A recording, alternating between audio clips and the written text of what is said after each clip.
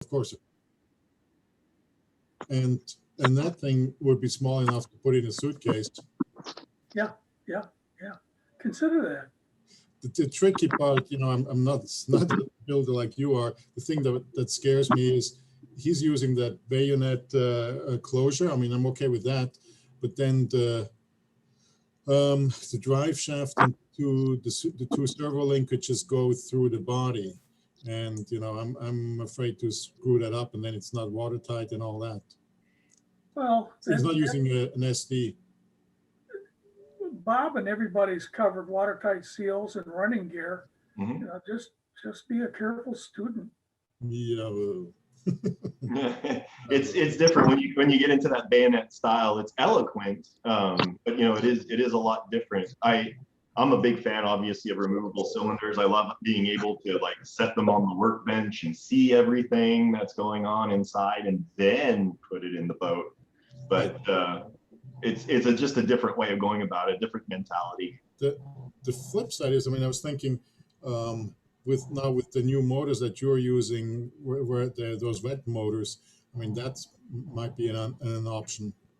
Yeah, sure. But you still got to poke holes for servos. Although if that freaked you out, you can just get watertight servos now.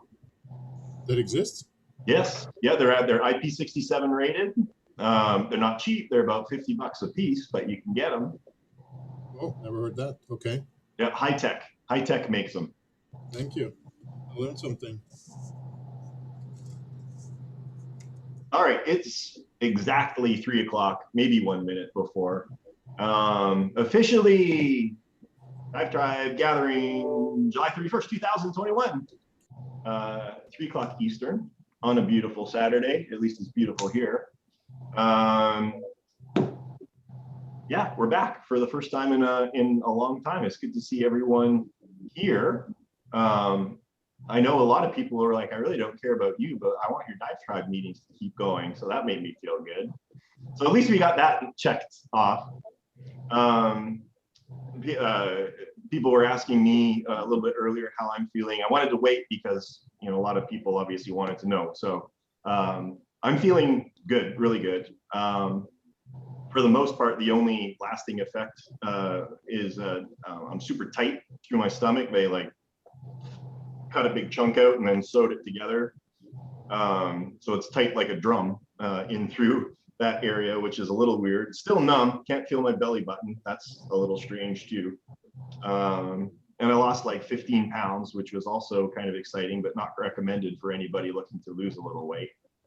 But other than that, no lasting effects that I'm able to detect. If you read my newsletter, my very enthusiastic surgeon sent me a PowerPoint of all of the snapshots during the surgery. So if you're morbid, I can share those out. It's a weird feeling to see your insides on the outside, I'll tell you that. But yeah, other than that, Jason back at the shop did a great job of kind of keeping everything from falling apart in my absence. I managed to do some upgrades to the website and work on some other projects. So that was a good opportunity as well. And for the last week, we actually had an opportunity to explore a little bit of Texas. We drove from Houston up to Dallas. So that was kind of exciting too. Will this affect your medical for your flying at all, or? Shh, nothing happened. Yeah, I know, but I didn't know if they were like, oh, wait a minute. So it's really funny the medical for those the planes. You know how it should be, right? It's you get your medical and it's all in depth, and they take blood pressures and eye tests and all of that stuff. But the doctor down here, he just kind of looks at you and he's like, well, you look healthy, stamp, and away you go. The only thing that really messed me up earlier was my cancer history. And I didn't want to not declare that because it's kind of a major thing. So this was just a follow-up. It's just a procedure, like getting your teeth cleaned. It's fine. Gotcha. But it really, I go for my medical exam. They'll check me out and I'll be healthy and won't be a problem. Yep. Actually, on that note, I flew for the first time in a month this morning. I was super excited. still remembered how to land the plane. Nothing fell off, nothing broke, at least nothing important. So that was a plus. What else we got going on? So the big thing, and we've talked about this a little bit before a lot of you guys joined. If you have the capability and or willingness, I would super appreciate helping to promote Subfest coming up. Third weekend of September. I've updated the events page on my website. So I went through, I selected a few hotels. If you guys are confused about where you want to stay, it's basically anywhere, but I pulled some that are a little bit more kind of cost effective, but in a good proximity to the event. Certainly if you're adventurous, like some people here, you can camp on site, either just in a sleeping bag or an RV or a tent or whatever you want to do. Yeah, that's what I'm going to do. Yeah, hell yeah. Oh, Yeah. what's mosquitoes like over there at this time of year? Do you guys remember any mosquitoes? I don't think it was. I don't remember any. Good. Yeah, I don't remember any. No bugs. Yep. Yeah. It's Gorgeous. comfortable, rather comfortable. And, Steve can attest to sleeping that overnight. Hey, Ed, you got to do Wish I had something done about that audio. too. Hey, Ed, Say again? your audio's awful. Okay. So the other thing I wanted to mention, kind of in conjunction, what I've decided to do this year, if you remember last year, we kind of did the same sort of thing. So one of the things I kind of prided on is making it worthwhile for everybody that comes in, and the prize table is going to be pretty heavily laden with some pretty awesome stuff. I've just started, reaching out to people to see about donations, but the dry docks themselves, I think we're at about $4,000 worth of stuff on the prize table so far. I got some stuff for you. Let's do it. Awesome. Awesome. And I got some other stuff from some other vendors that are going to be coming in. So there are certain prizes, the really awesome prizes that are going to be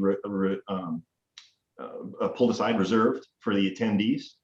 But if anybody can't attend and still wants to donate to support the event, then I've got an interface set up on my site where you can donate.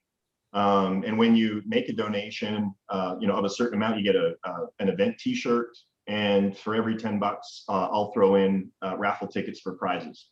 So you'll actually have the opportunity to win some of this stuff remotely, even though you might not have the opportunity to attend in person. So hopefully that'll help get people, more excited about supporting the event, but also just the events in general. I learned last year, streaming live, that didn't work out so hot. I got nothing but flack for trying. So this time we're gonna record in full HD video, and then when I get back to the room, I'll post it up.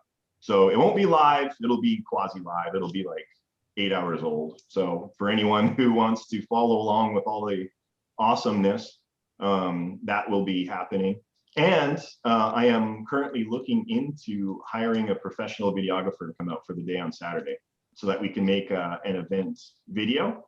So people will actually be able to see everything edited, properly with good sound and all that stuff too. So we'll be investing a lot. I'm super excited. Last year was way beyond my expectations, and hopefully everybody will have a chance to come out and experience the awesomeness. It was tons of fun.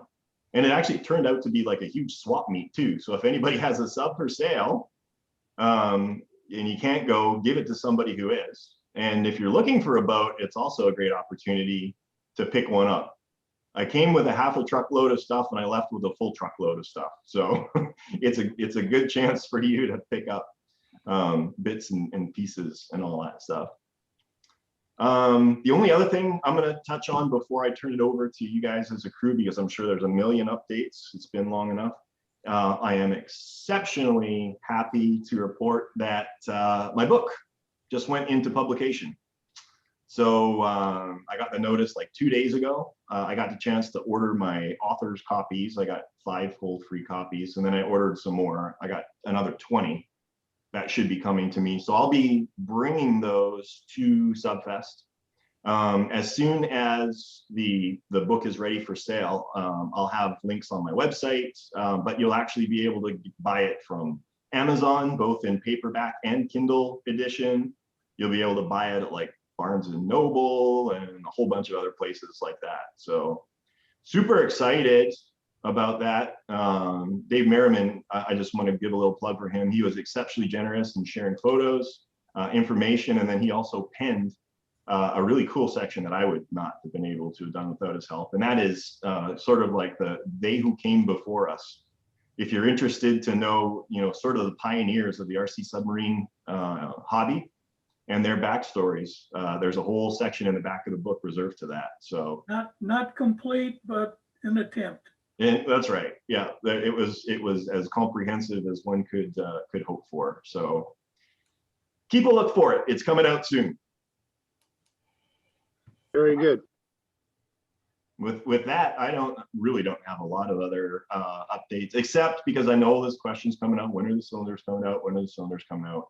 That's all I'm going to be working on for like the next 2 weeks. So hopefully, for sure, by the end of the month, we'll have a full spectrum of. I was actually wondering, and since you already brought it up, yes, burning to get some of those.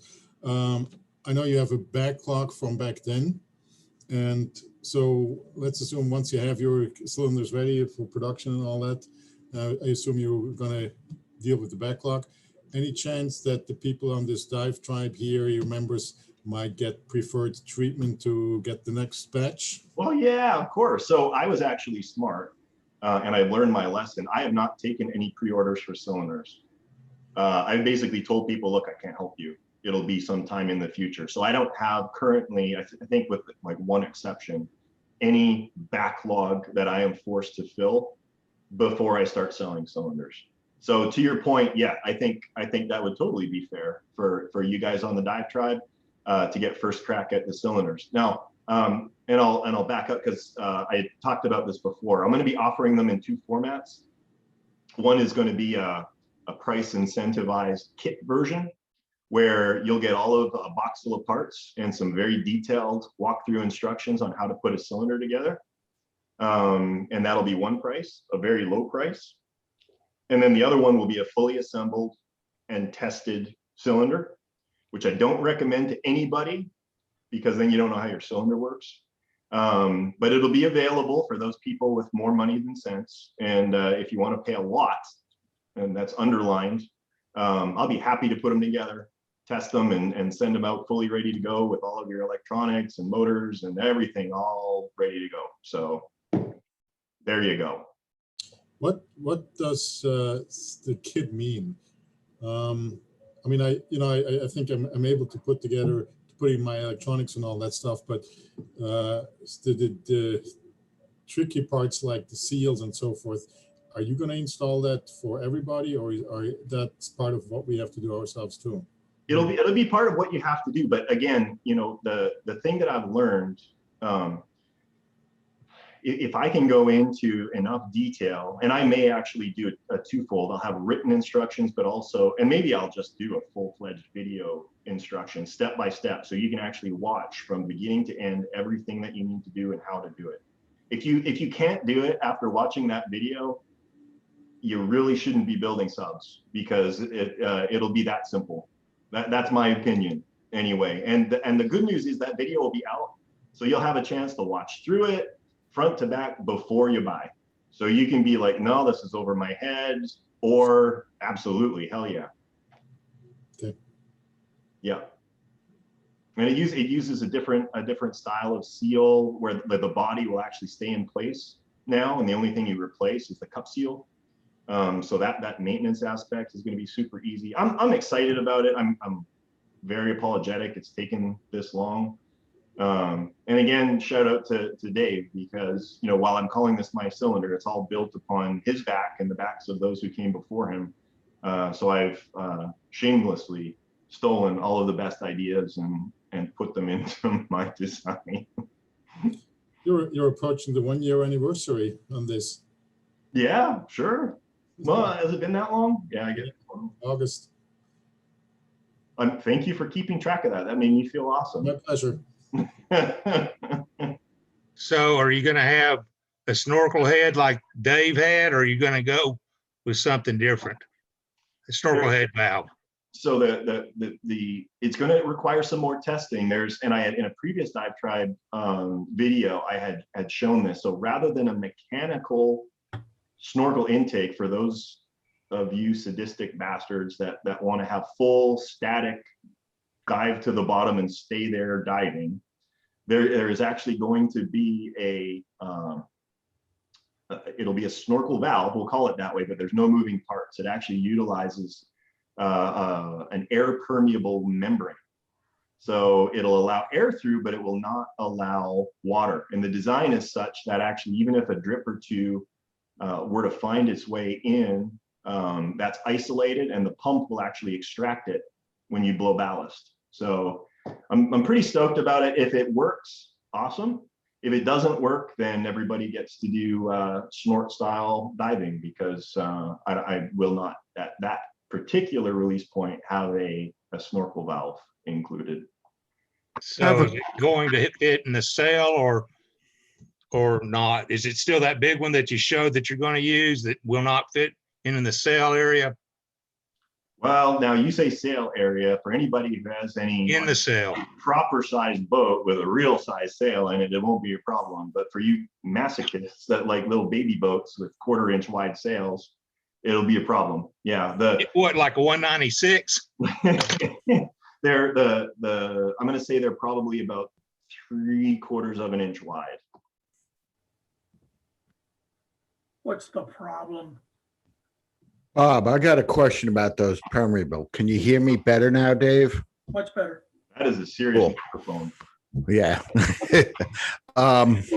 Sometimes you gotta do what you gotta do. That air permeable membrane passes only air and not water, correct? Correct. So would that not be, after what I've been working on with Mr. Edens Jones and the OTW, would that not be a good idea to take care of the little hole that goes to the dry compartment to keep water out and moisture?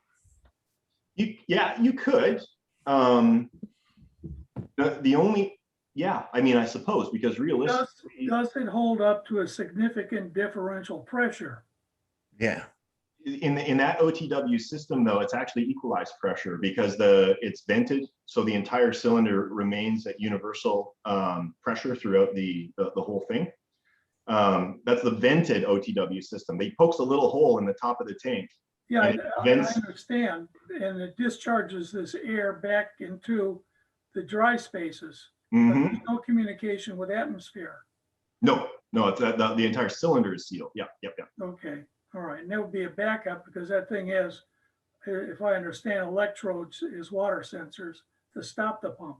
Correct. Yeah, that would be another backup, that for sure. The only issue with that, Ed, is that, like I said, they're 3/4 of an inch in diameter. That would make me nervous to poke a 3/4 inch hole in the bulkhead. Yeah. I understand. I'm just trying to find some kind of water trap just to grab the moisture. So, over time, you do get that little corrosion. No, but it's the air, Dave, still contains moisture, which still connects into your dry space, which still corrodes electronics over time.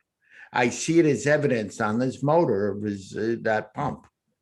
It's just over time. That's true. I would say, though, Ed, based on what I've seen there, and if I remember correctly, he's actually flooded that cylinder a couple times. Yeah, that is true. So that would probably be it. That I wouldn't be so much worried about the moisture in the air, because when you're underway, that motor's putting out actually a not insignificant amount of heat. And so that'll actually dry out a lot of the moisture that would be occurring. And honestly, if you're doing things properly, as soon as you're done, you're cracking the cylinder. So it should be open to air. Right. And I know I would say so just for everybody's knowledge, that the reason that OTW came out with this vented system is that they have what's called a pressure ballast system. So it's a sealed ballast tank. There's a water pump that pumps water in, and it compresses the air until eventually that pump can't go any further. And that's usually between like 60 and 70% of the volume. So you got this pocket of air at the top of highly compressed air. It uses a lot of juice. You know, obviously the pump is fighting against all of that air pressure, and it slows the process down because obviously as it gets compressed, it flows slower and slower and slower until it finally can't flow anymore. So what he did is he's just like, well, I'm going to poke a hole at the top. The air pressure will vent out into the dry areas of the cylinder, and that makes it easier for the pump to pump water in and out of the cylinder.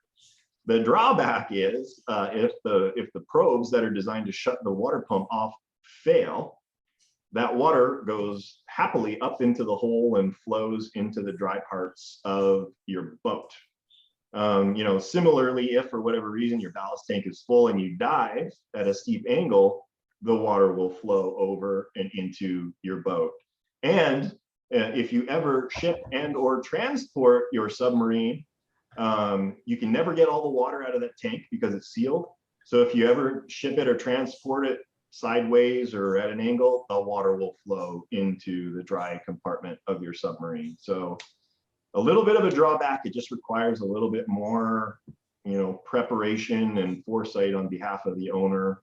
So there you go. Bob, can I interject something here? I'm working on a system and I need some input from you guys that have got a lot more experience than me. But I am doing a syringe type, well, I guess you call it, it's a piston tank in essence. That's a But piston I'm tank. going to use some different size syringes. And this one here, I happen to be inside of a 2 3/4 inch watertight, well, not yet, but tube. And I'm working on one that'll be about a 500 cc syringe that I'm going to be putting into a 3-inch. What is your take on this type of a system over and above, you know, all the others that are out there? I know that these piston tanks are pretty popular with ARC models and Angle. Is there anything you can add to that as far as? So yeah, for sure. And obviously, you know, everybody's welcome to chime in. So I've built lots of Angle boats and I've seen the ARC model system. So, and what you've actually got there's 2 different ways of doing it actually. So that there's the mechanical version with the worm gear, right? The other way of going about it is actually to pump water into that syringe just with a pump, with a little gear pump. And so it's like a self-contained, you know, piston pump, but it's actually like a hydraulic cylinder, for lack of a better term. So there's 2 ways of skinning that cat. All right. The good news about the advantage of that hydraulic system over the worm gear is you don't have to seal shafts. It's just literally a hose that goes in there, and it fills up the syringe until it bottoms out against the back, and then you just pump it out and away you go. Rick. Yeah, it works pretty good. For that. What's that, Dave? Rick Palumbo should get credit for that. Yeah, so yeah, Rick created his own line of cylinders, and that RPM Tech model kits came out with them, and he was actually, I think, one of the first, or at least one who most successfully commercialized it, to utilize the same idea for raising and lowering periscopes. So he would use little syringes, and they would be all connected together on the same hydraulic circuit, pump water in, and all the little periscopes would raise and lower at different times. It looked super slick. Okay, the one other question I'd have, if you've got a system like with the syringe and you're pumping water in, can you pull the water from inside the boat itself, or do you have to go to the exterior side of, like in the bottom of the keel, to pull water in? You just need access to water. If your hull is free flooding, it's for all intents and purposes, the water in your hull is the same as the water outside your hull. So just suck it in, suck it out. Yep, not a problem at all. Now, just on that topic, I just want to make sure you realize a couple of things. With a piston style tank that draws water in, it's going to do it from one side to the other. Okay, a single piston tank system is perfectly fine, but you can only operate it either full or empty nothing in between. So you will not get full proportional ballast control. The reason being is as you pull the water in, it gets heavy on one side and then it gets heavy on the other. So it'll dive like this and it'll surface like this. Okay, what if you had two of these, either the piston or the one you're talking about, on either end of your watertight compartment? So you'd have forward and aft on it. Yeah, exactly. And that's what they do. Now, that's like the Engel system and the ARC model system and all of these other people that utilize that. But now you're starting to talk about complexity. I'm a huge, a proponent of KISS principles, simple as possible. But with two ballast tanks, you're controlling them, unless they're mechanically linked, you're basically controlling them individually. So you need to make sure that they're filling and emptying at the same time. And if they're not, you can put sensors in, with stepper motors, and they're, measuring the position of each ballast tank, which is what Engel does. And then you can get full proportional control. If you're using a pump system, you're never going to be 100% sure that the friction of piston A is exactly the same as piston B. So piston A might fill all the way before piston B if they're on the same circuit. Does that make sense? They would each have to have their own pump and their own controller and be drawing water in. So yeah, it works 100%, but it's just now you're adding levels and levels of complexity. So just bear that in mind. Hey, thank you. Yep. I had a question actually. Yeah. Yeah. So, geez. So on my submarine, I have a 4-inch subdriver that I'm making myself. It's a little big than I think I should have made it, but what the heck, I was new at it. So, but it's 4 inches, and I was wondering about the ballast tank size. Right now, I have a 1-foot-long tube for the ballast tank. It's not gonna be that long. So, and my submarine is 50 inches long and 4.5 inches in diameter. Ooh, okay. It's a Virginia class submarine. So I was wondering about the ballast tank size. I was wondering maybe I should just cut it down like 6 inches, and then I can maybe fine tune it with foam. I could put foam in the ballast tank to kind of shrink it if I need to. Yeah, and I've done that before. That's not a problem. It's wasted space, but it works perfectly fine. And actually, Steve knows this really well. He had these gargantuan, really cool spherical ballast tanks in his Nautilus, and then he found out they were about like 800 times bigger than they needed to be. So he filled the whole thing with foam, right? But yeah, that absolutely works. Now, with your cylinder being almost the same diameter as your hull, the issue is going to be you've got, number one, very little annular space. I don't know where you're going to put foam. Well, it's the cylinder is not as long as the submarine. Okay, all right, and then so there's room on either end of it. And then you need room for ballast. So you just need to make sure that you got that. The other thing is to reinforce this for everyone. The only purpose of a ballast tank is to lift out of the water what needs to be out of the water when it's surfaced. That's the only thing a ballast tank does. The bigger your tank, it's not the deeper you can go or the faster you can go or whatever. Although actually that's not even true. But at any rate, just think of it that way. The only real primary job is to lift up out of the water what is supposed to be above the water when it's surfaced. Right. So Virginia does not have a ton of freeboard, right? It's probably what Dave probably knows, like 90% of it is 15% reserve buoyancy. 15%, yeah. So realistically, if you wanted to size your ballast tank properly, what you would do is either estimate or fully measure the weight of your model above surfaced water line. So you can do that empirically. You can guesstimate it, whatever that situation may be. Add a 10 or 15% buffer, fudge factor, I think David calls it. And then that's your ballast tank capacity. And then you just work backwards and calculate volume. I see. Okay, I could try that, but I was thinking, mine's a snorkel system.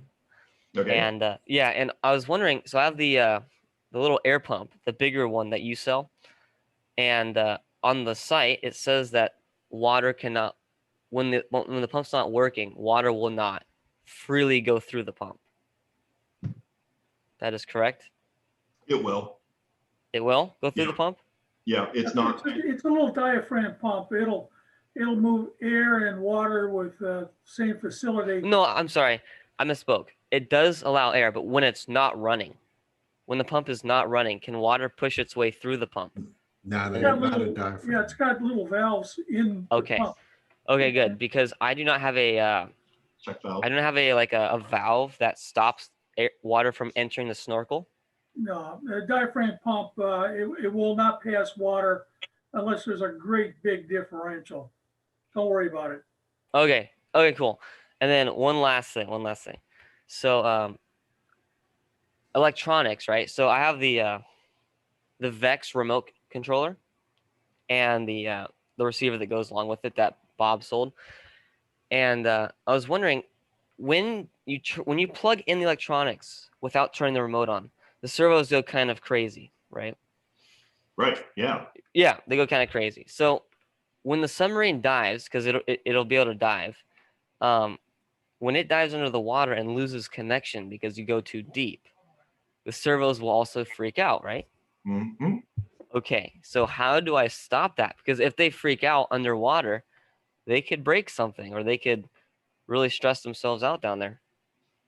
Typically they kind of shudder, like they won't like slam to one end and try and break anything. They'll be like, you know, going into like a seizure mode or something like that. So I see. that's really why a fail-safe unit is exceptionally important, because what that basically does is it takes one channel, the most important channel, obviously, and for the sub would traditionally be a ballast control. And as soon as that loss of signal is detected, it overrides the receiver and says, look, hey, boss isn't talking to us anymore. You need to do this.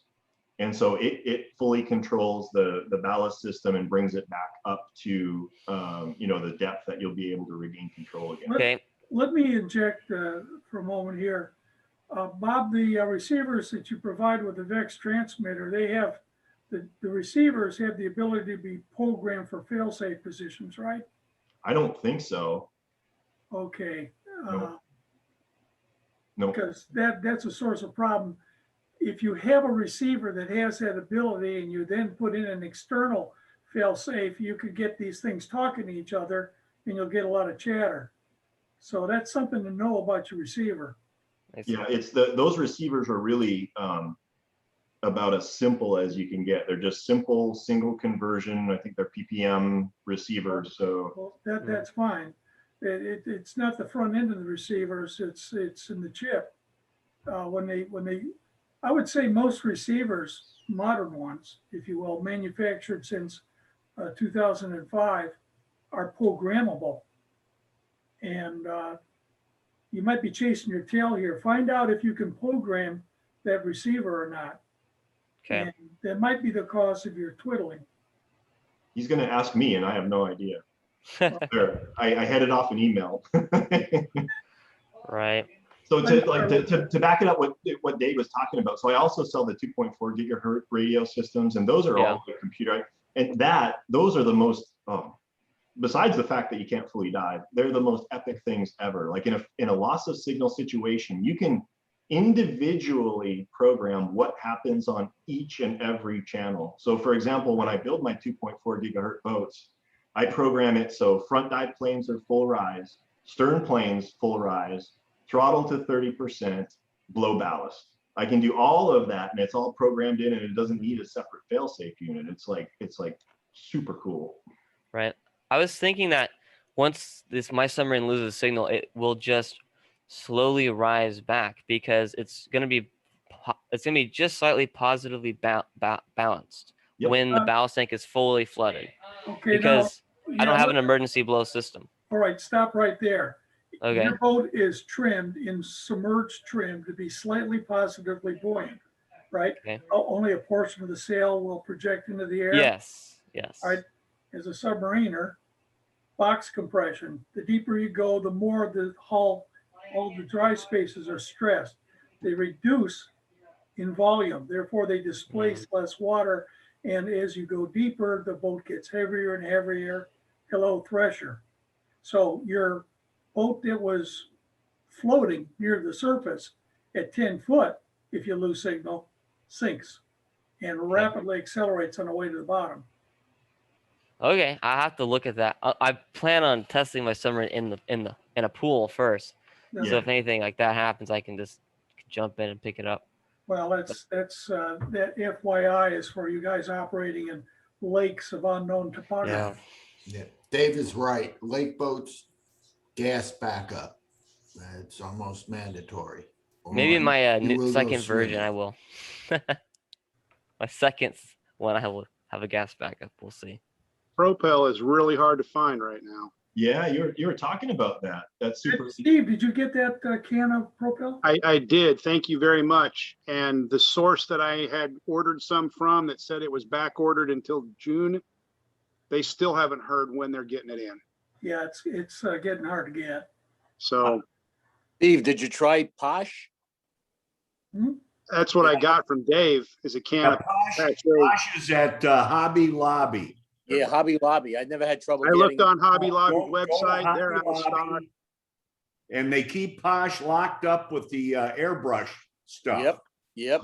So the kids Everybody's don't out of Smith stock airbrush. online that I can find. It's Pache. God damn. Is it actually Pache? Yeah. Pache, yeah. Yeah, whatever. But I looked online for them as well, and they're out of stock online. You know, nobody has any. I even tried getting somebody had chimed in on the forum about a can of Propel or propellant that is something that you can get like at Home Depot or Lowe's. And I found a link to that stuff and I tried to order some, but my order got canceled because there's no in stock to send me. So Home Depot and Lowe's have not had any propellant for 2 years. Okay, I got a tip. Go to Hobby Lobby.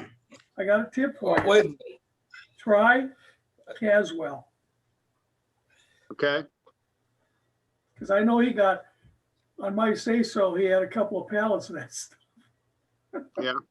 I ended up with a couple of crates, but I mean, I went through them over the course of the years. I'm just on Amazon right now. Testers has airbrush propellant. Oh God, that stuff tears up Lexane. Well, don't you? They put mustard gas in that thing. You're just so picky. $5 a can. I got cases of it. Hey, You're gonna be like a drug dealer, Ed. Yeah. You get it, Ed? I got cases, $5 a can, R134A. Where? Amazon, Can you hook up? $65 a case. Can you hook up a 3B valve? Automotive 134A, no problem. But Yeah, it usually has oil in it. not this. If it's for automotive use, No, this is pure R134A. I just gave away my secret. I'm going to buy a few more cases before you Okay, guys well, find it. the threaded adapter for that is different than the one that we No, typically use with an airbrush propellant. Right. I bought it and I adapted it with a hose. You got a different adapter, right? Yeah. Yeah. Well, see, there you go, Ed. I got cases of it, man. I tried to show with the stupid background, but you get the thing. I got 4 cases of it. One can It has oil in it. no, it has no oil in it. Well, so what if it has oil in it? We get a greasy ballast tank. So what? Exactly. It would also Yeah. collect over time in the cylinder. You'd have to empty that out. I don't know. I mean, I took like 2 minutes. There's Contents 1112 tetrafluorethane. Period. I know it says no oil. There you go. Self-sealing valve. You're a wizard, Ed. I have another question about, No, I just gave away my secret. That's why I bought 4 cases of this stuff. You had I have to mark enough for- all to yourself. Bob, No, I I have share another, with my friends. This is this is it.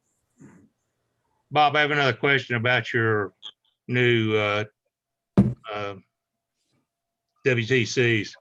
What's the expected time to build one of these? If you're not going to get them till September and you have to mail them, and the time to build them, I'm just trying to figure out if I can get one before going to the thing in Georgia. Oh, yeah. Well, I mean, once you get it, like, I would think you'd be able to knock one together in a day or two. Like, this isn't like a week-long project by any stretch. Well, you know, I don't know. I mean, you hadn't seen it, so it's a first-time thing on it. And, you know, I'm used to using what Dave has, and now you're coming up with something different. You know, like I said, and the advantage is, you know, even before you get your parts, I'll have that video done. So you'll have a chance to go through it 5 or 6 times. You'll be super familiar by the time you get them in front of you. I'm not worried about that. I think it'll be okay.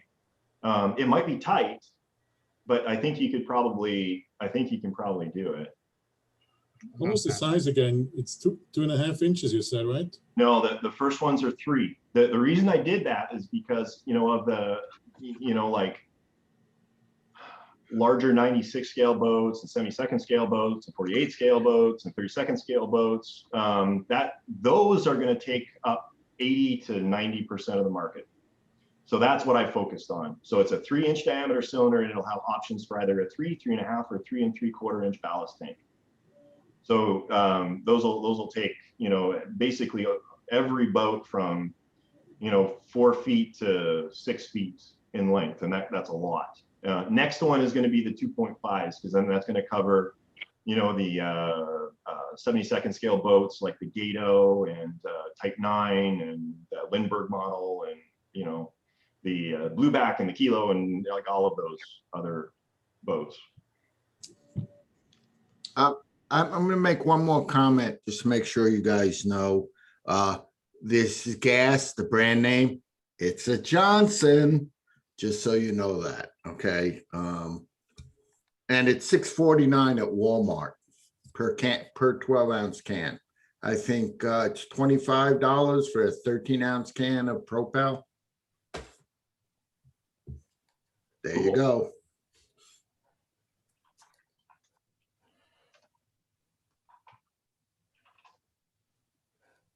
Okay. About your i400. So I got three new 3D files coming out. The i400 has been completely printed. I just need to do assembly of the prototype because I found some interference issues with the. I integrated a latch, like a hold down for the upper hull. You drop it, slide it back, and it locks in place. It's like super cool. But I found some interference issues, so I just need to assemble the prototype, figure out where those are, modify the files, and that one's going to be ready. I've got the Alvin is the hull and everything is all ready to go. Again, I engineered a slap down lock back system for that. What I'm adding to it though is a fully articulated robotic arm, the specimen case, the lights, the strobes, all of the fun stuff that bolts on the outside of that. So that should be fairly quick as well. And then on the printer right now, it's about 80% done, is the new 96 scale Alpha. So those are the 3 that are going to be coming out. Those will be quick. I'm thinking by the end of the month, all 3 of those should be knocked out. How long is that Alpha?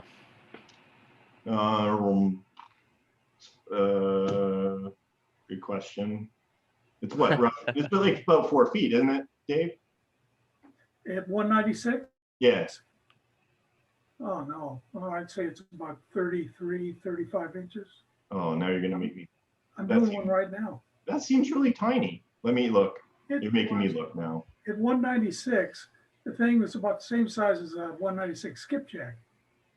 Yeah, it's not that big, the Alpha. No. I'm pulling it up. That's fine. Yeah, go ahead. 35 some inches. Everything is okay.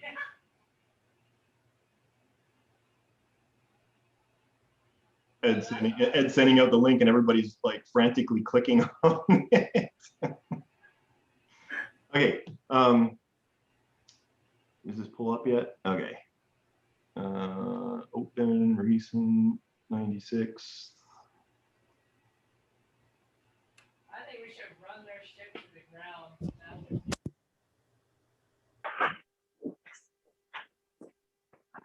Bob, that method that you were talking about with the, I don't know what company does it, the, where it pressurizes the ballast tank and it goes in. W. Yep, yep. Well, that's how I have the sea view going. I have a really big ballast tank because the sea view rides high in the water. So like your theory is the ballast has just got to get you up. So I had a lot of ballast and I was afraid of not being able to compress all that air. So I actually added a 3-liter soda bottle in there, which it uses to compress that air.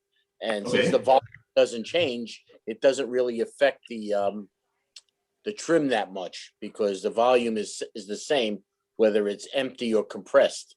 Okay. So we'll see in the test. Sounds good.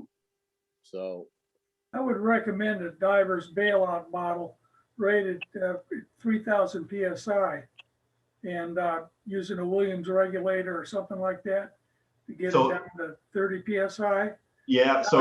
Now you've got the volume of gas to blow dry that very large ballast tank. And who's that German guy always operating at the 18 and the 21? He does that, and he's there an entire weekend on that one bottle. So like on that topic, I'm doing a big build, and I'm playing around with the CO2. So 16 gram CO2 cartridges.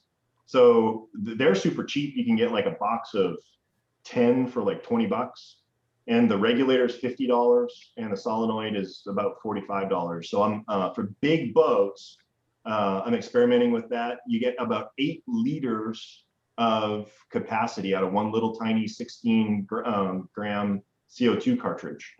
So that might be something you would think about as well. I'm kind of stoked about it. So I'll have at least 3 projects that'll be using that ballast system. now what kind of pressure is that at?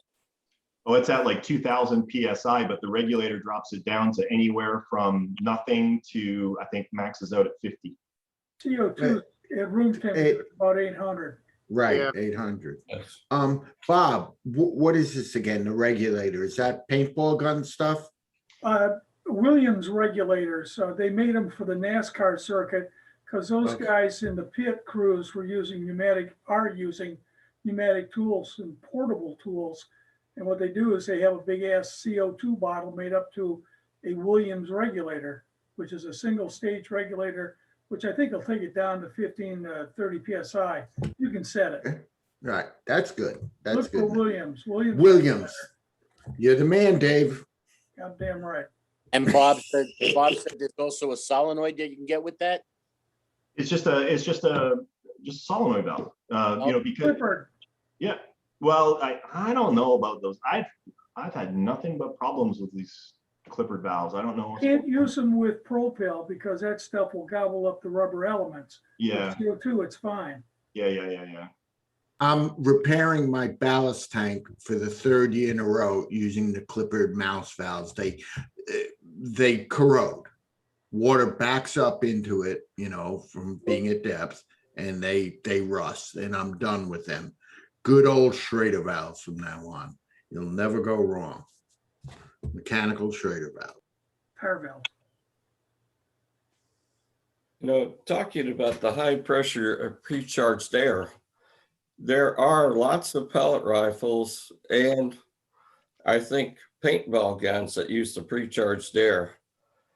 So you could get one of them and adapt it. The only thing is they are not cheap.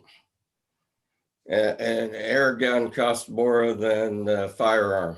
Yeah, sure. But the cylinder and all that's very compact. If you could find one, you could adapt it because it does bring the pressure way down that you could use it in a system. But you would have to find it at a yard sale. Good to know. Speaking of that ballast tank, here we go. Rack and pinion. Thanks, Bob, for that idea. It goes up, open, vents it. This stupid background. You know, it looks cool, but you know, when you're trying to do stuff. Magic show, Ed. Here we go. All right, now you can see it. Oh, yeah. Okay. Oh yeah, it shut off. I say, okay, okay. Give a brother a break, Dave. All right, No. Here we go. No. Okay, that's the aft bulkhead. There's a Schrader valve. Okay. Is the waterproof servo. Rack and pinion, thanks to Bob and his idea. Goes up, opens the vent valve, a flapper valve. This little rocker on the bottom. And there's the Schrader valve. Pretty cool. Tank. That's it. No more clipper valves for this kid. I have a question about radios.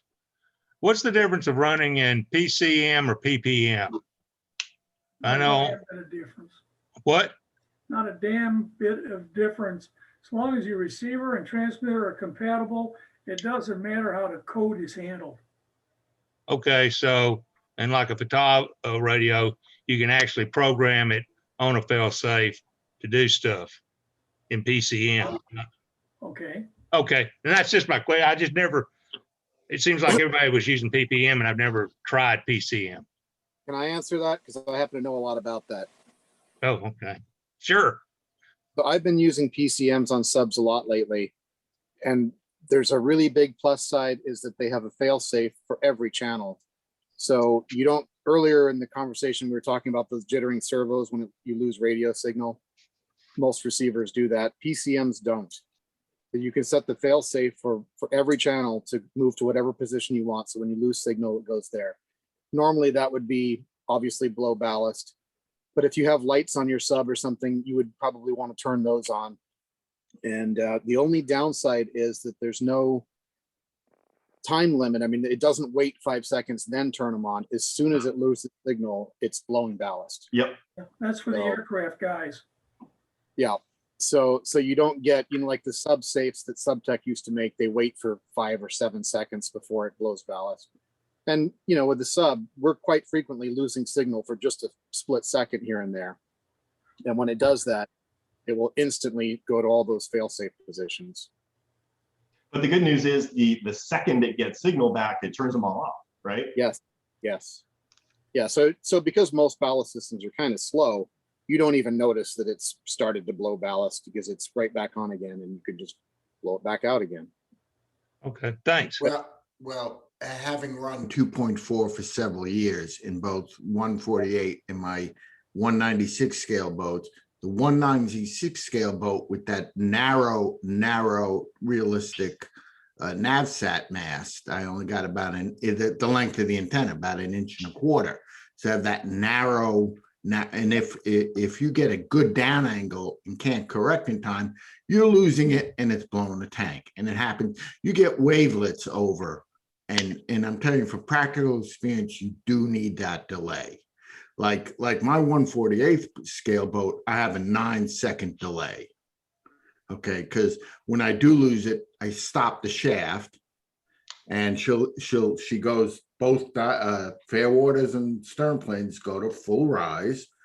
Hopefully she goes back and we'll catch it before that 9-second delay kicks in and I waste gas. So that's the one bane, but apparently the BLM can be set up for that type of receiver. Yeah, absolutely. And the way that I had it set up, for normal operation, I did throttle to 30% bow and stern to rise. And so when you're doing it, you know, if that antenna just dips, it just comes back up and then it regains signal again. So it just kind of, if you drive it normally and you're like, oh shit, too low, and whoop, just kind of comes back up again. If for whatever reason you're on dive and it loses signal and it's plowing down, then the BLM will kick in after I think 3 or 4 seconds, and then it blows ballast and it'll come up to the surface. I do know for a fact that with a PCM receiver, the AD2 does not like that. If you decide to use a pitch controller, the AD2 pitch controller, they do not like PCM. How So does that do you- manifest? I do not know, but the guy that designed it, Kevin, I think his name is, Yeah, I Kevin spoke with him McLeod. extensively when I was having problems with that. And he said he tested it on a PCM receiver and had the same issues. So he was able to duplicate what I was seeing. I went to PPM receivers, no problems. Mm. But he said something about a possibility of a need for a firmware change. He was going to look into it. Okay, good to know. Just as a word of information. So Yeah. Oh, I circle back to the propellant gas thing. I'm the one that suggested buying it from Home Depot. yeah, I just got online and ordered 2 more cans from them. get them directly from Home Depot. I tried ordering them from Amazon and they canceled my order. No, Home Depot directly. I can pick up the store. Is difluoroethane. Yeah.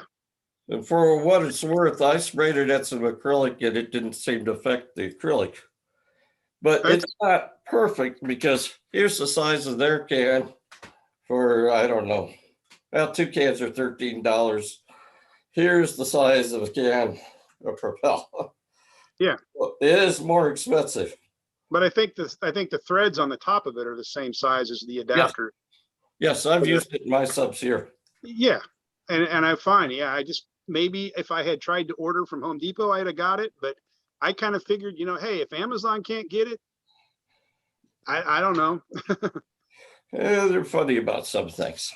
But Any port in the storm, just say that it seems to be there if you need yeah, it. I may try Home Depot then. Direct. Hi, guys. I'd like to ask a question. Yay, Mike, good to see you, buddy. Well, thank you. I'm hanging in there. Trying to do a little work on the sub, get it finished up to bring to Subfest. Bob, did you not, in one of your videos, do I not remember you taking and cutting one of the wires on a servo to make it to a 2-wire servo and it worked? 2 wires, or well, all of the servos need the 3 cables. They need power, ground, and signal. But yeah, I can't think of why. You could gang either the black or the red to several servos, but they all need power. And Right. That's where power comes from. But you do need discrete white wires. That's the signal. Yeah, so where that would come into play, where it would be good, is if you've got, say, like a small diameter conduit between the two, and you want to limit the amount of wires going through, you could have a common 5-volt power and ground for 2 or 3 servos, but each one needs a dedicated signal line. Where you might be talking about potentially is an electronic speed controller.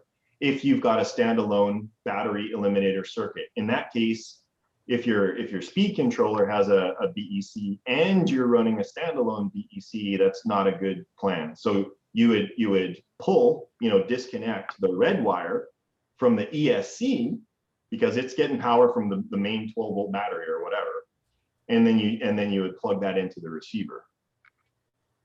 Okay, I understand that, but no, what I'm trying to do is I have 2 watertight servos in the bow operating the movable crew and the torpedo doors, and I'm using your 2-wire plugs to go into the watertight compartment. Oh, okay, yeah. No, those plugs were specifically engineered and offered as a product for LED lights. And so you'd have a positive and negative. Exactly. It's a waterproof power connection. I do have, and there are. I mean, I don't make any money on this stuff, but if you guys go on Amazon, they've got the same style with 3-plug or 3-wire.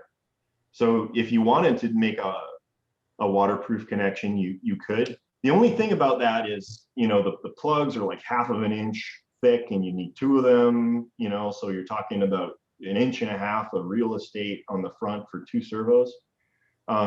In my experience, going that extra step is probably overkill. I would just do 3 brass pins spaced properly for the servo as a pass through on the bulkhead, make sure they're sealed, then plug in your servo and grease it.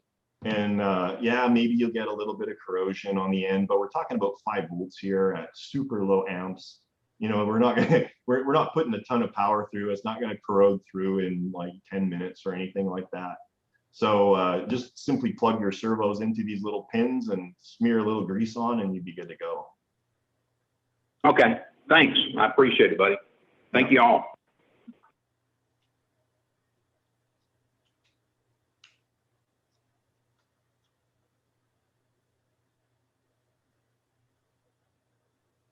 Who the heck was I talking to? Steve, you said you were going to share something last time we were talking. What's going on here? Why are you holding out on us? Let me try getting rid of my, hang on. Ease.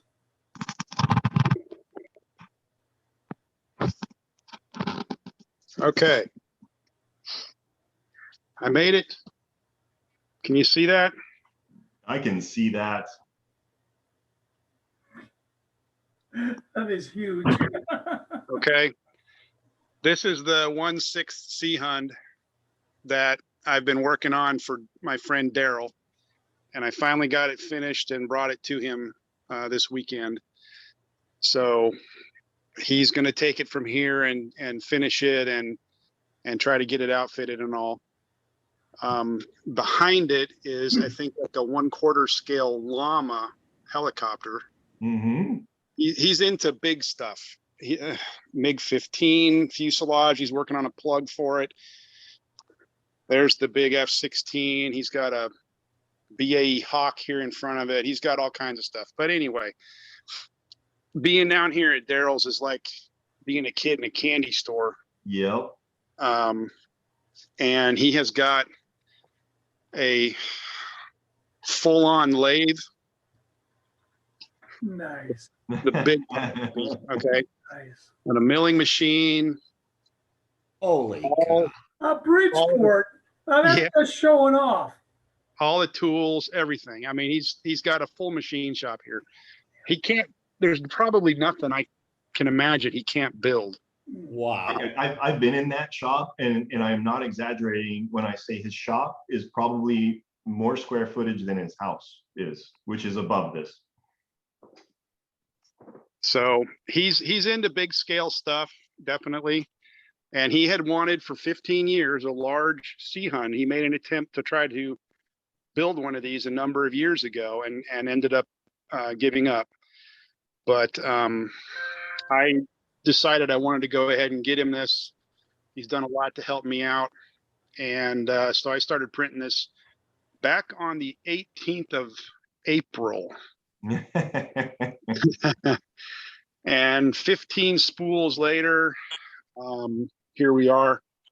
So it's just basically taped together right now, sitting up on a stand. So anyway, I guess to put that into perspective, each one of those torpedoes is probably what, like 2.5 or 2 3/4 inch diameter. It's a piece of 3-inch PVC in the middle, which nets out to 3.5 inches in diameter, and it's 4 feet long. So that each torpedo on this thing is as big or bigger than most complete RC submarines. Yeah. Are they working? Are they working torpedoes? These are not. He has plans. I wouldn't be surprised. We'll see what he can do with it. I mean, obviously they could be made to work, but I hate to say it, Steve, not only the shop is impressive, but your build rate is pretty prolific and impresses me. Please tell me you're retired or something like that. No, I am not. What do you do? Work and build, huh? Manufacturing engineer working from home thanks to COVID to a large extent. And when they call in, he's in front of the printer working on both. So they call him in. He's like, "Oh no, I'm absolutely working. I don't know what you're talking about." He's got a backdrop. Yeah. So anyway, it's what I I'm love. getting ready. What I love about that sea hund, because obviously people know the bigger the boat, typically the more real estate you need to control them. But this version that he's elected to print is the one with that quart nozzle on the back, and this boat will probably turn around in about two times its body length, maybe. Oh, they're very maneuverable. Yeah, like incredibly maneuverable, and the dive planes are super huge on it too. So it has really good response to pitch inputs. So not only is it a super huge sub that's going to have a really enormous presence on the water, but it'll be really easy to control too. That's awesome. I'm working on the 1/12th version of it. I mean the same boat, same model from Otto, and I've had it in my tank just to test buoyancy and stuff. And yes, I mean the thing almost turns on a dime. It's unbelievable. Yeah. I was wondering about that rudder, but it's really cool. It's like a jet. Mm-hmm. I also have confirmation from Daryl that he is planning to do the Low Country Boil again. Awesome. At Subfest. So he's also suggested steak and baked potato and salad if anybody's game for that on one of the nights, if there would be enough interest. So this is something he does for events that he does for helicopter flying down here, and he's been doing it for like 20 years. And he has a routine down. He can make it happen if we just give him the word. So yeah, we're 100% in. So for those you don't know, all he does, he just asks for a donation just to help offset his costs. And that food is like, you think about it the next day. That's how good it was. And it's right at the facility. Like they cooks it right there, and there's picnic tables. You're right beside the water. It's just beautiful. So that's what I have to share. I am working on a Type 9 build for David Ruiz, and it's progressing very well. And I'll be showing a lot more pictures and stuff, posting them on the forums concerning that. But I am going to probably start working on 3D printing one of the either the skipjack or the permit from you, Bob. And so I'll have another sub going. I still got to finish my Hunley. There's plenty to do. So What software do you use for modeling? For what? For like the submarine, like what kind of software did you use for 3D modeling? I use Fusion 360, but I've only ever done the Columbia that I designed. These files came from Otto out of the Czech Republic for this Sea Hund. And then I try to prefer to allow others to go before me in that regard. But obviously you're a smart man. I prefer to let people who know what they're doing do the work for me, and I'll compensate them for their time. Yes, and in the case of a Columbia, nobody had designed a Columbia, so I set out to try to do that myself, plus forced me to learn Fusion 360. So, and it was not a complex model to design, so it had that advantage for me as well. But yeah, in the case of these files, if they are available, I will let others go before me in that regard, and I will just build the boats from the files and be done with it. So yeah, I'm modeling my submarine on Fusion 360, and it's a chore. I'll tell you. Yes, I had a lot of frustrating moments over that. Oh my God, I have. Do you guys mind if I share my screen? Yeah, go ahead.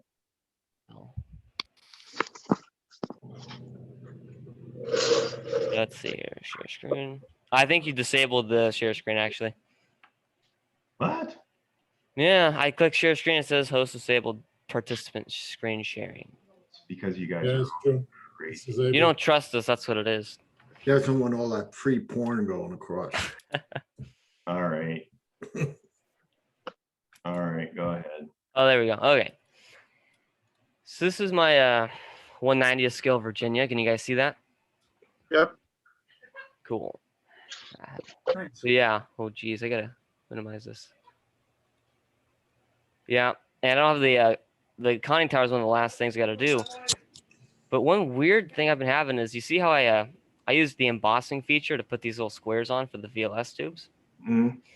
But what's weird is I embossed that, and then I tried to emboss the torpedo hatches here, but the emboss isn't working anymore. Like, I can't even emboss this top part anymore. It's very strange. Like if I say, like, I click this guy and I click this to emboss, it gives me this error every time, and I can't emboss these two, but I can emboss everything else. It's very strange. You're beyond my experience level, so I can't really Yeah, help you. I think I might have to like just remake this. I don't know, like remake the bottom one so I can put those torpedo hatches on. If you get the opportunity, on the forums, Randy Sanders is the guy that does a lot of the 3D files I share out. He's a Fusion guy. He would be able to talk you through it. Yeah, I'll post something on the forum, because I spent like an hour and a half and I just could not get it to work. So it just really upset me. You've got some yellows and a red down there in the timeline. Yeah. And something there may be preventing you from being able to do something with that. You have to get those cleared up possibly to be able to. Yeah. It's way up here. This is, I made it up here. Oh, I gotta go here. That's why. Yeah, I'm very new to Fusion 360. This is like one of my first real big, like, complex modeling. So I didn't know what I was doing back here in the timeline. And then further up in the timeline, I kind of figured out what I was doing better. So you can see there's no more of that weird stuff. Yeah. But yeah. Fusion's a lot different than other solid modelers. You have to back up and get rid of that stuff out of your timeline. You can't just redo it. Yeah, I hate it. With Creo, I could model anything in the world. It is so frustrating to do Fusion, because that's the reason why it's free, is they went off in their own direction, and it's totally different than any other solid package out there. Yeah. All right, guys, I'm gonna give us like a 5-minute countdown because I need to go. I did want to mention real quick, the Seehund is a cool boat. It's actually one of my favorite boats. I've got molds from Lazar out of Germany for 10th scale Seehund. If anybody is interested, let me know. It'd be cool to lay up, keep Jason busy, but shameless plug. All right, back to your stuff. It's a tricky boat, however. I mean, I modified the auto files quite a bit. I mean, the buoyancy, you know, to get the balance right it's tricky, particularly with that narrow tail fin. Yeah, getting your linkage, sure, yeah.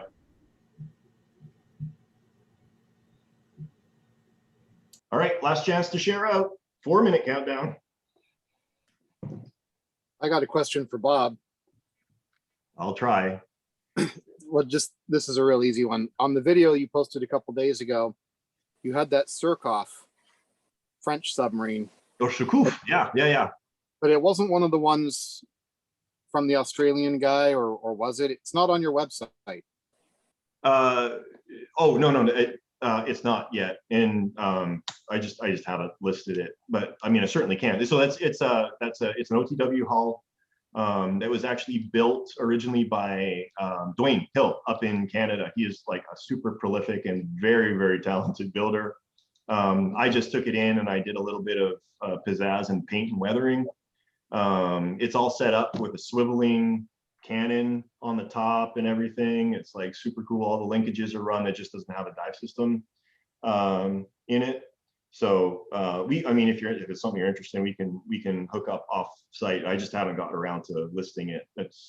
I actually my thought was I was going to keep it for myself because I think it's the coolest boat ever.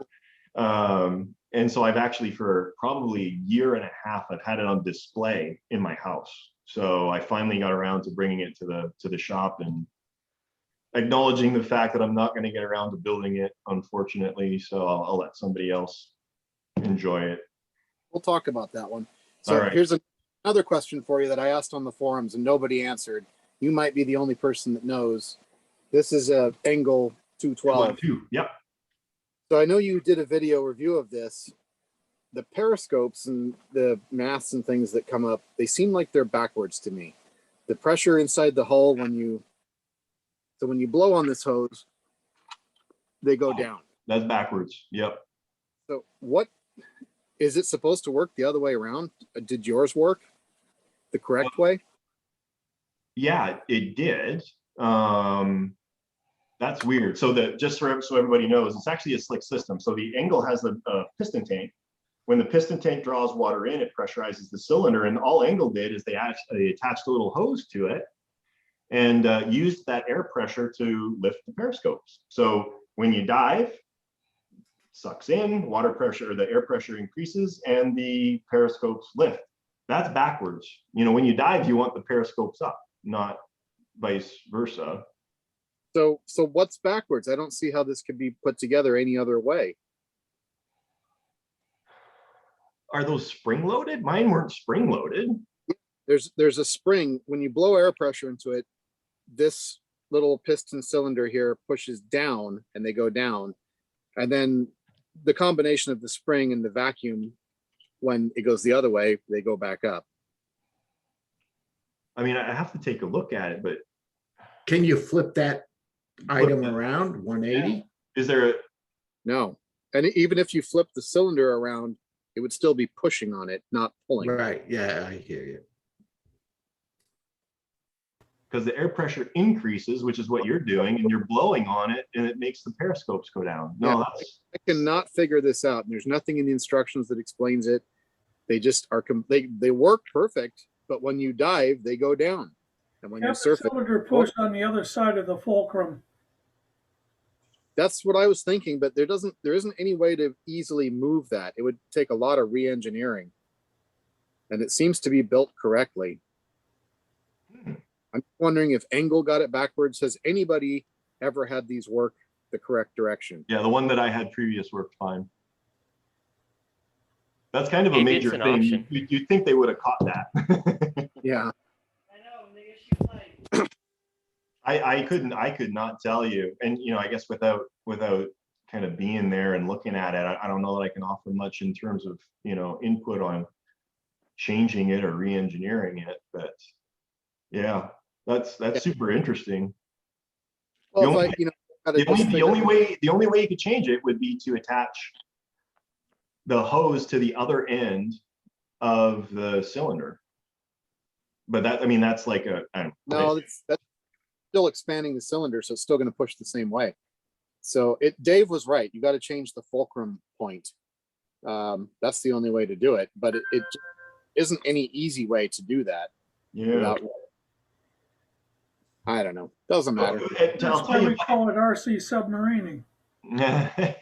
Hey, I mean, if you're up for it and you have the capability, take some really good like high def pictures and post them on the forums. You know, if you can take a picture of the linkage on the inside, you know, maybe that would help. Obviously, it's kind of hard on a little 2-inch screen, but yeah, I did post a couple pictures. They're on the forums.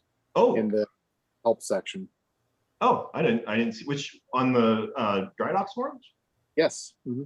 Oh, I'll take a look. I was just on them. I didn't see the post. You should check out the post every now and then, Bob. I get on there every once in a while. Have you tried contacting Engel or anything to ask them about it, or? No. Okay. No, I should. Well, you can try. Honestly, if you know, past experience is any measure, you're going to have a rough time getting through to them, but certainly try. This isn't something losing sleep over. Right. So right. Just curious if anybody who has experience with it has ever seen them work correctly and knew something that could be wrong.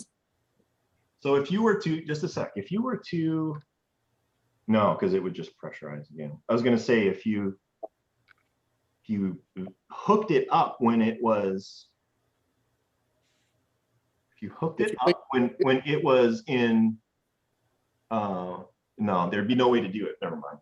No, if you were thinking like move the piston tank before you sealed the pressure hull so that it had vacuum in it at one point. Yeah. I thought about that too, but no matter what you do, the pressure is still always the wrong direction. Yeah.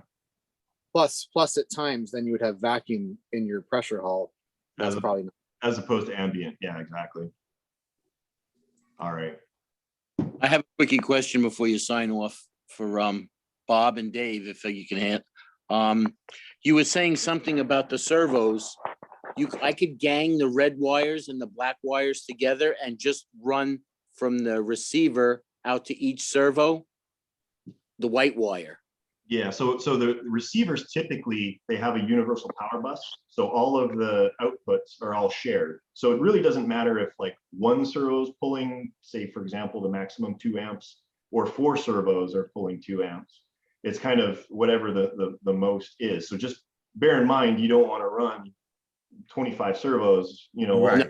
together and pulling power from the receiver. Yeah, just watch your wire gauge. Yeah. Okay, because they're like 20 or 22 gauge wire, and you're gonna be exactly what Bob says. You're gonna You want the thicker wire, but yes, you can. Yeah, Provided you're getting 5 volts to each servo, and you got a common ground going back, it should in theory work. So that red and that black, I just have to have one from the receiver and one black from the receiver, and then the whites all have to be individual to the servos. White is discrete to each servo. You gain the other 2 pair. Yep. That's the signal wire, right? And one other thing, Frank, don't forget the ground wire. The thickness is just as important as that, the return path of that current. So if you're gonna use 16 gauge for 5 servos, make sure the return wire is 16 gauge or wherever you're busting it up. Yeah, I got that good twisted servo wire, the heavier one, it's silicone wire, and I'm pretty sure that'll hold it up good. But it's just a matter of saving space in the watertight compartment. There's 10 channels, and that's a lot of bundles of wire. So if I can narrow it down to just a few white ones, it'd help a lot. It makes a big difference, totally, especially if you're poking outside a watertight compartment. Yep. Yeah. Okay, that'll help out a lot. I thank you. Yeah, for sure. I have one question. Ed, could you post a picture somewhere, the adapter that you're using for your gas then? Because I'm getting an I-19 sub from Bruce that uses that gas, and I'm gonna have to start buying that by the crate. Unmute myself. I'll try and do one better and give you part numbers as well, and I will post it up on the Nautilus Drydocks forums in the general. If it's a standard adapter, I think I just had to put like a 1/8 inch fitting on it, and boop, off I went. Yep. But I've got airbrush. If it's a standard airbrush thing, I've got the parts for sale in the Drydocks. It's different. It's bigger. Okay. All right. Well, forget it. I'm not going to give you any. Yeah, it is. I tried it. I tried it already. It's bigger. Okay. I'll see if I can dig up the part numbers.